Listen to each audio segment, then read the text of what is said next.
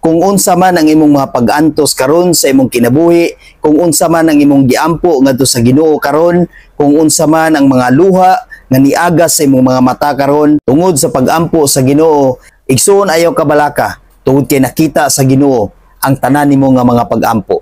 Nakita sa Ginoo ang tanan nimo nga mga problema. Nakita sa Ginoo ang tanan nimo nga mga kaluyahon.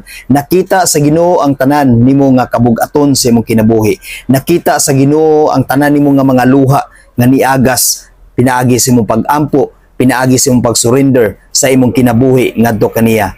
Ikaduhang Hari 20 bersikulo 5. Balik ngadto kang Ezekias nga pangulo sa akong katawhan ug ingna siya nga kini ang giingon sa Ginoo, ang Dios ni David nga imong katigulangan. Nadungog ko ang imong pag-ampo ug nakita ko ang imong mga luha. Ayuhon ko ikaw og sa ikatulong adlaw lakaw ngadto sa templo.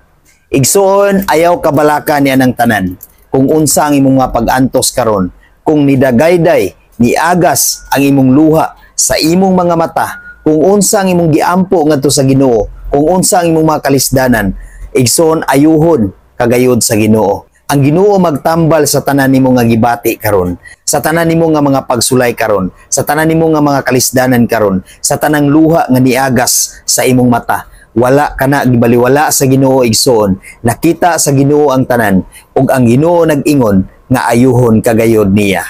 God bless sa tanan.